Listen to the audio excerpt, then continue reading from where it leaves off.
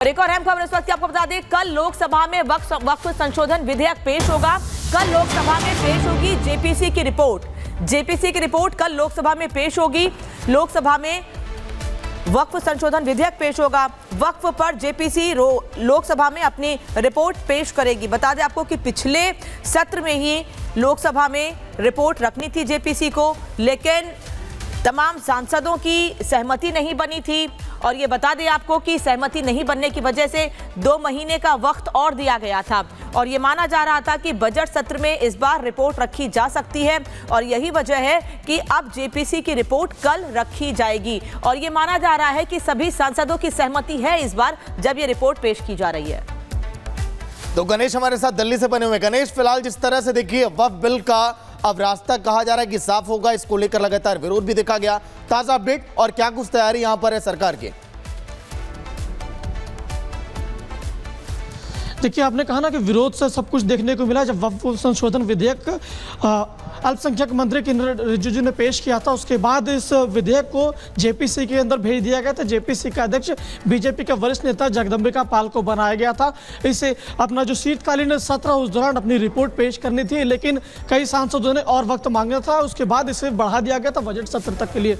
अब ये रिपोर्ट पूरी तरीके से तैयार हो चुकी है। गुरुवार को इस रिपोर्ट को स्पीकर को सौंप दिया गया है, बीजेपी जो अपना जेपीसी के अध्यक्ष जगदम्बिका पाल है उनके द्वारा। और कहा जा रहा है, जिस तरीके से जानकारी मिल रही है कि सोमवार को लोकसभा के अंदर जो जेपीसी की जो अध्यक्ष है जगदम्बिका पाल लोकसभा के अंदर अपना जेपीसी की रिपोर्ट को पटल पर रख सकते हैं। तो उधर राज्यसभा में गुलाम अली और मेधा कुलकर्णी इस रिपोर्ट को वहां पर सदन के अंदर पेश कर सकती हैं। तो जिस तरीके से अगर देखा जाए, जिस तरीके से जो पूरी जेपीसी की जो बैठकें हुई थी हंगामेदार से रही थी और सभी वर्गों से इस रिपोर्ट के दौरान बनाने को लेकर सभी से बातचीत किया गया, हर वर्ग से बात किया गया। हर बिल्कुल, देखिए कई दौर की बातचीत बैठक, इसके बाद कल की वो घड़ी सामने आ जाएगी जब बिल को यानी कि पेश किया जाएगा लोकसभा में। बहुत शुक्रिया आपका। तो देखिए, वक्फ संशोधन विधेयक 2024 जिसे जेपीसी में रखा गया, यानी कि चर्चाएं हुई इस बिल को लेकर हुई और इसके बाद कई दौर की चर्चा के बाद यानी कि रिपोर्ट अब तैयार कर ली गई है। और कल का दिन काफी अहम है, खास है, क्योंकि कल लोकसभा में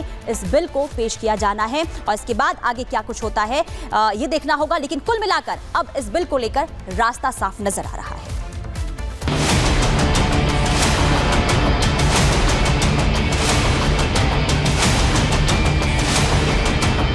34 बैठकों और करीब 107 घंटे की चर्चा के बाद आखिरकार वक्फ संशोधन पर जेपीसी की रिपोर्ट सोमवार को संसद में पेश होने जा रही है। जेपीसी ने इसमें संशोधन के बाद रिपोर्ट लोकसभा अध्यक्ष को सौंप दी थी। जेपीसी की 655 पन्नों की रिपोर्ट को बहुमत से स्वीकार किया गया। जेपीसी सदस्यों के बीच जब वोटिंग हुई थी तब संशोधित विधेयक के पक्ष में 16 वोट पड़े, जबकि इसके खिलाफ 11 वोट। बीते साल ही विधेयक को मानसून सेशन में पेश किया गया था, लेकिन सदन में भारी हंगामे के बीच इसे जेपीसी को सौंप दिया गया। हालांकि मानसून सेशन के उस दिन से लेकर जेपीसी की रिपोर्ट तक विपक्ष इस बिल के खिलाफ ही है। कांग्रेस और समाजवादी पार्टी समेत विपक्षी दलों ने इस बिल का विरोध करते हुए इसे मुस्लिम विरोधी बताया था। एआईएमआईएम के मुखिया असदुद्दीन ओवैसी ने भी इस बिल को मुस्लिम विरोधी बताया था। कुछ दिन पहले जेपीसी की बैठक में विवाद भी हुआ था, जिसमें 10 विपक्षी सांसदों को सस्पेंड किया गया था। वक्फ के अजीबोगरीब दावों के बाद उसमें संशोधन की मांग अब तेज हो चली है, जिसके बाद मानसून सेशन में विधेयक पेश हुआ और फिर जेपीसी का गठन। रिपोर्ट सोमवार को लोकसभा में पेश होगी। ऐसे में अब देखना होगा कि इस पर विपक्ष क्या प्रतिक्रिया देता है। Bureau report, Republic Bharat. और नासिक से बड़ी खबर आपको बता दें, नासिक में दर्दनाक सड़क हादसा हुआ जिसमें 7 लोगों की मौत हो गई है। 200 मीटर गहरी खाई में कई यात्री घायल बताए जा रहे हैं। 1 दर्जन से ज्यादा यात्री घायल हैं। नासिक में ये दर्दनाक हादसा हुआ है और ये बताया जा रहा है कि 200 मीटर गहरी खाई में एक बस गिर गई है। यात्रियों से सवार एक बस 200 मीटर गहरी खाई में गिरी, जिससे यह हादसा हुआ। 7 लोगों की मौत हुई है और 1 दर्जन से ज्यादा लोग घायल बताए जा रहे हैं। महाराष्ट्र के नासिक में दर्दनाक हादसा हुआ, तस्वीर आपको दिखा रहे हैं। यही वो बस है जो हादसे का शिकार हुई है और इसमें बड़ी संख्या में यात्री सवार थे, जिनमें से 7 लोगों की मौत हो गई है और 1 दर्जन से ज्यादा लोग गंभीर रूप से घायल बताए जा रहे हैं। 7 यात्रियों की मौत हुई है और 1 दर्जन के करीब घायल बताए जा रहे हैं। सभी को अस्पताल में भर्ती कराया गया है। गहरी खाई में, करीब 200 फीट गहरी खाई में ये बस गिरी, जिससे यह हादसा हुआ है। कई लोग ऐसे हैं जिनको बचा लिया गया है। आसपास आप देख रहे हैं बस के पास वो खड़े भी हुए हैं। तो बसंत पंचमी का कल अमृत स्नान होगा, लेकिन इसको लेकर तैयारियां क्या की गई है वो आपको ग्राफिक्स के जरिए बताते हैं। देखिए, मेला क्षेत्र को नो व्हीकल जोन घोषित किया गया है। सुरक्षा के लिहाज से कड़े इंतजाम किए गए हैं। मेला परिसर में 4 पहिया गाड़ियों पर पूरी तरह से रोक रहेगी और 5 फरवरी तक वीवीआईपी पास भी नहीं बनेंगे। 1 वे के लिए दरअसल मेला क्षेत्र के सभी रास्ते जो है वो किए गए, एक ही वे किए गए हैं। आपको बता दें, केवल पैदल यात्रियों के लिए पांटून पुल है और स्नान के बाद श्रद्धालुओं को घाट खाली तुरंत करना होगा। पिछली बार की तरह लापरवाही नहीं बरतनी होगी। तो ये खास तैयारियां इस बार यहां पर की गई है, क्योंकि कल अमृत स्नान होने वाला है।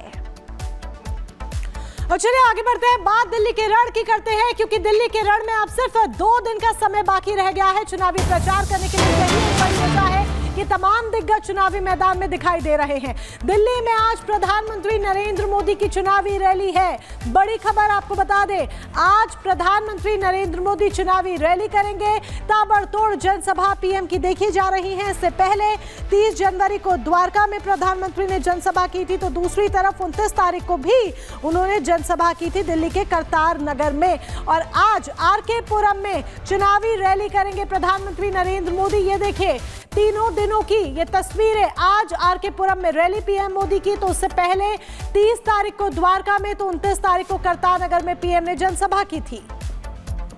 3 तस्वीरें हम आपको दिखा रहे थे। प्रधानमंत्री नरेंद्र मोदी हुंकार भरते हुए नजर आए, लेकिन आज की अगर बात करें तो प्रधानमंत्री नरेंद्र मोदी आरके पुरम में एक बड़ी रैली करने वाले हैं और इस दौरान आम आदमी पार्टी पर निशाना साधेंगे। और आपको ये भी बता दें कि यहाँ पर दोपहर 1 बजे के करीब उनकी चुनावी रैली होने वाली है। क्या खास तैयारियां हुई है और किस तरह से लोग वहां पर पहुंचेंगे, इस रिपोर्ट को आप देखिए।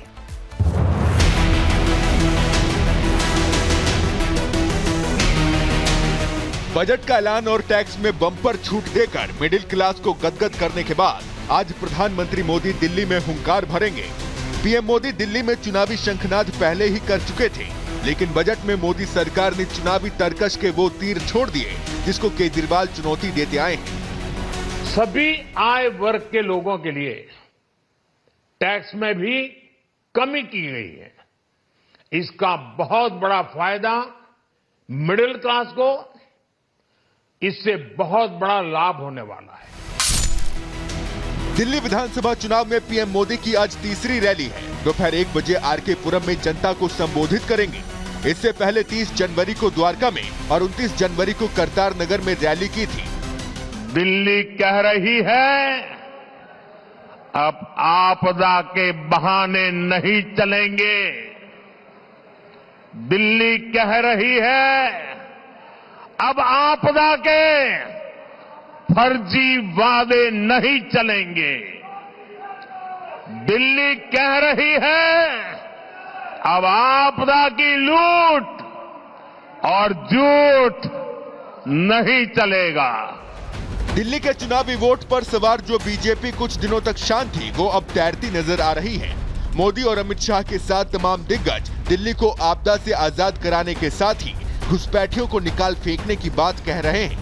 8 तारीख को सरकार बदलने वाली है। सारे बांग्लादेशी और रोहिंग्या को हम चुन चुन कर दिल्ली के बाहर निकालने का काम भारतीय जनता पार्टी। कल दिल्ली के करावल नगर में चुनाव प्रचार के लिए पहुंचे अमित शाह आम आदमी पार्टी पर जमकर गरजे और कहा कि यमुना में जहर के नाम पर सियासत करने वालों का लुटिया डूबना तय है। अरे केजरीवाल जी, हम भी वो पानी पीते हैं, जहर हरियाणा सरकार ने नहीं मिलाया, आपने प्रदूषण मिलाकर जहरीला पानी करा दिया है। जहरीला पानी, शराब घोटाला, शीश महल, पूर्वांचलियों का अपमान, यमुना में जहर के बाद आम आदमी पार्टी विधायकों का इस्तीफा और अब बजट से मिडिल क्लास गदगद। तो सवाल ये है कि क्या मतदान से ठीक पहले केजरीवाल और आम आदमी पार्टी के सिर पर चुनावी विपदा आ चुकी है? ऐसा संकट जो 2 दिन बाद होने वाले चुनाव में उन्हें आघात के साथ साथ गहरा घाव दे सकती है। Bureau report, Republic Bharat. तो आज प्रधानमंत्री चुनावी रैली को संबोधित करेंगे। तमाम तस्वीरें भी हम आप तक पहुंचाएंगे। लाइव